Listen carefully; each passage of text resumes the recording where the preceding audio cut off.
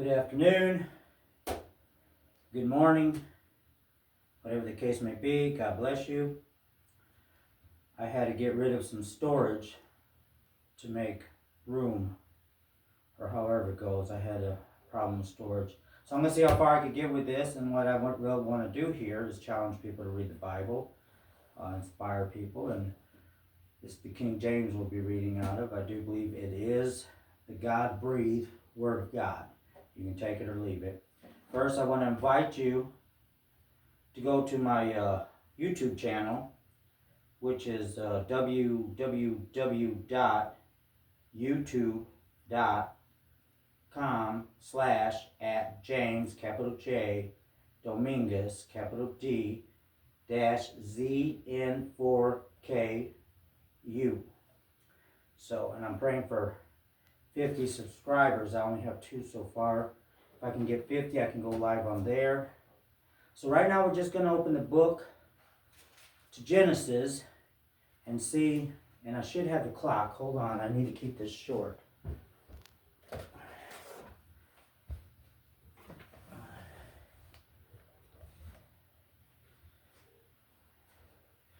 If I keep it short, I might be able to get it on Facebook and maybe somebody will see this.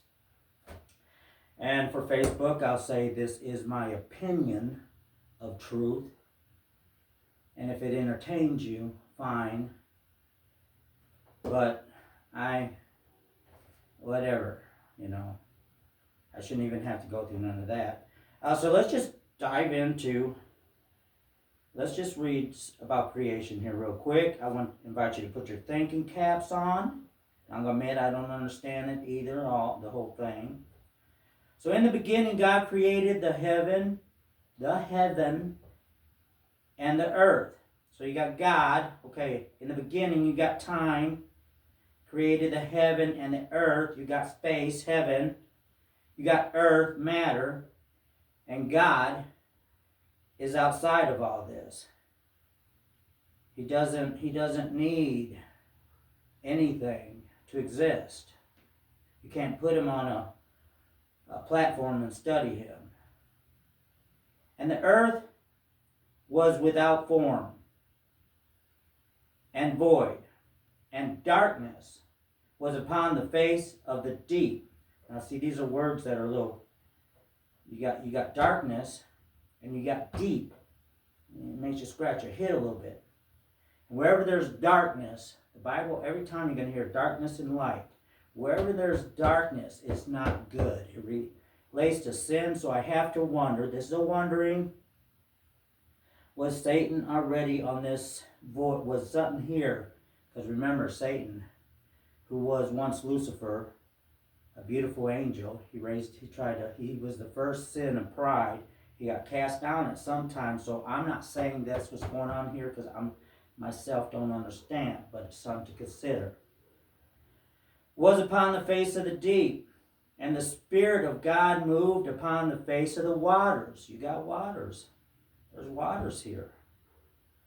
I don't know where the water came from. Maybe there was a flood in this time.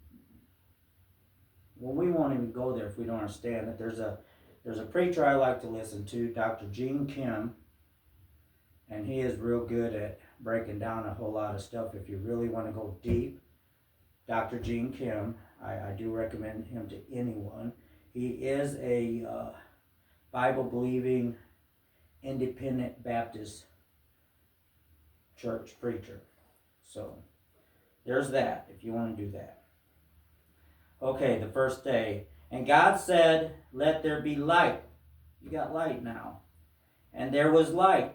Here we got the light. We have darkness, and now we got light. And I do not know what this light is, okay? It's not the sun. We're getting to that. So, I don't know. What is this? Is Jesus? Jesus says, I am the light, I am the way, I am the truth, the light, and the way. I don't know. Things to think about.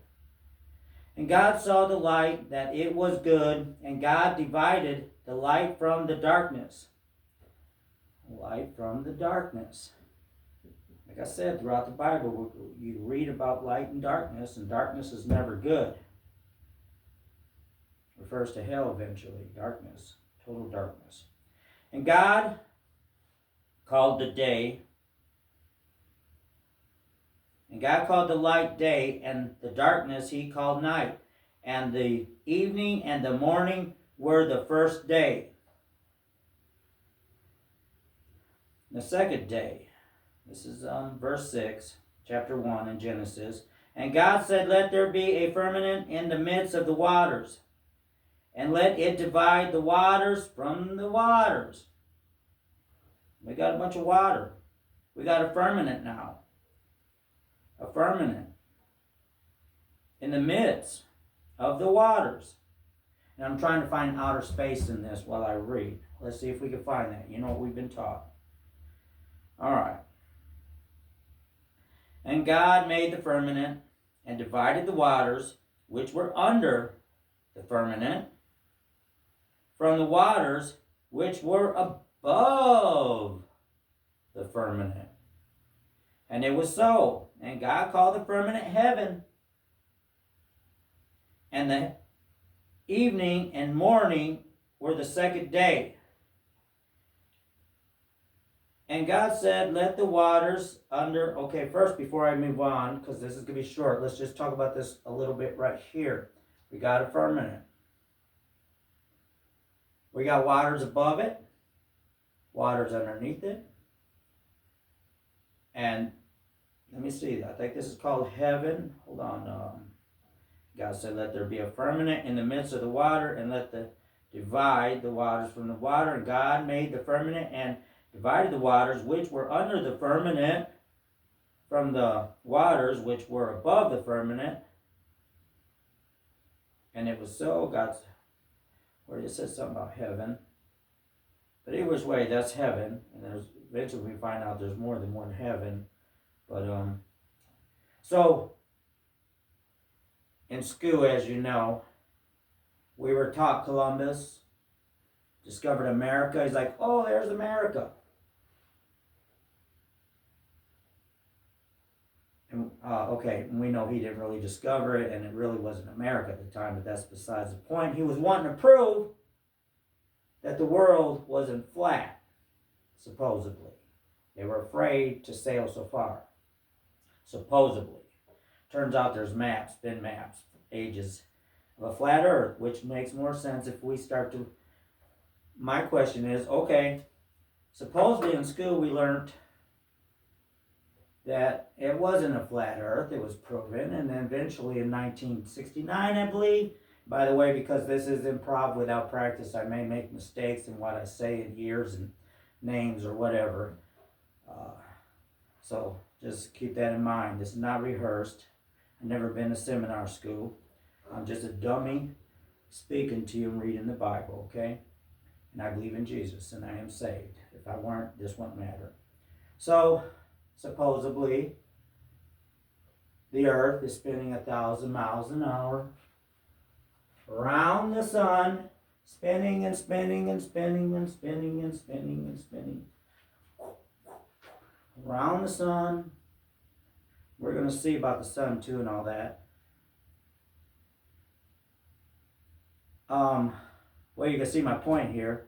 Okay. Well, let me bring up real quick. I don't know. And we had, in my day, there was a merry-go-round, which the kids would get on and you swing this thing around and around. It was a disc type, and some may know what I'm talking about.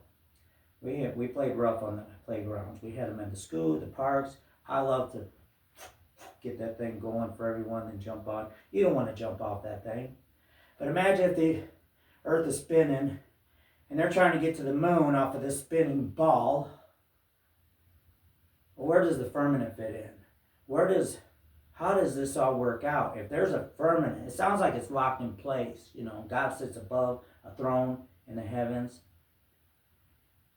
Okay, I think I'm kind of making my point here. Like I said, this is my opinion, but I do believe truth matters.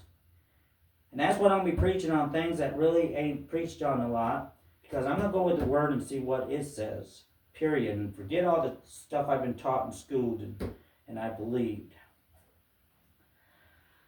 Okay, let's keep an eye on this, try to keep it short. Where were we at? let's jump into God. And God said the firmament. All right, the third day, verse 9, Genesis 1, verse 9.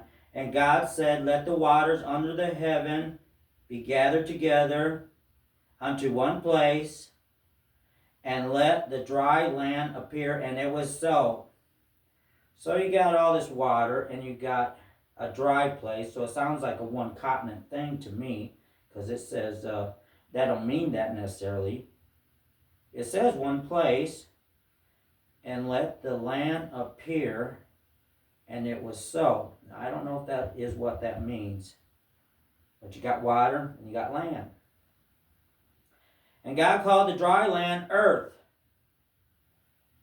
You notice there's not going to be any indication that earth is spinning or there's outer space and all that. We're not going to get that here, okay? That was from our schooling in school, our public schools. We learned that. And God called the dry land earth, and the gathering together of waters called he seas. And God saw it was good. And God said, let the earth bring forth grass, the herb yielding seed, the herb yielding seed, and the fruit tree yielding fruit after his kind, whose seed is in itself upon the earth. And it was so. And the earth brought forth grass and herb yielding seed after his kind, and the tree yielding fruit, whose seed was in itself after his kind. And God saw that it was good. And the evening and the morning were the third day. And this ain't 1,000 years, okay? We're not going to that. This was a day. This is the third day. Fourth day. Verse 14. And God said, let there be lights in the firmament. In the firmament. In the firmament of heaven.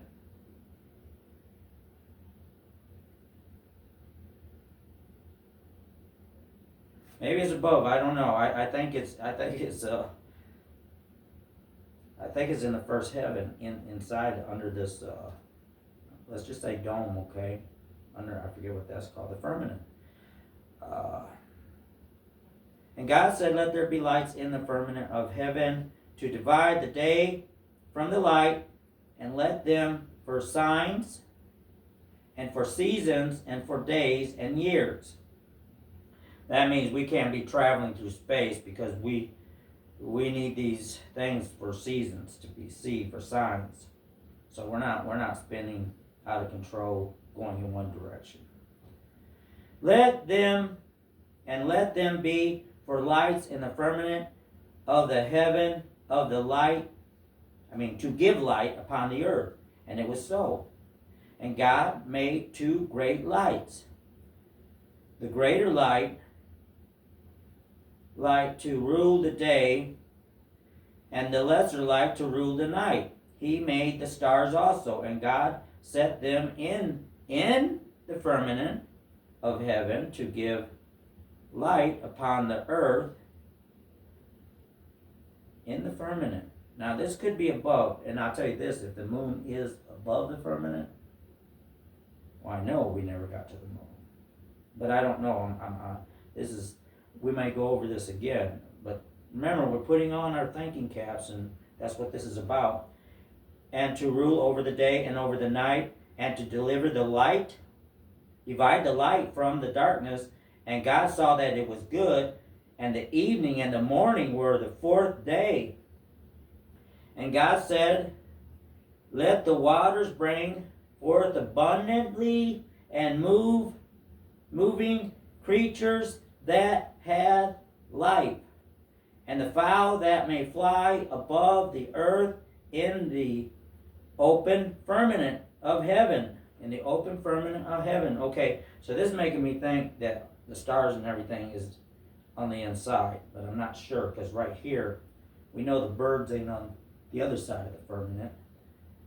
But it says in the open firmament of heaven. So later in Acts, book of Acts, we learn that there's like three.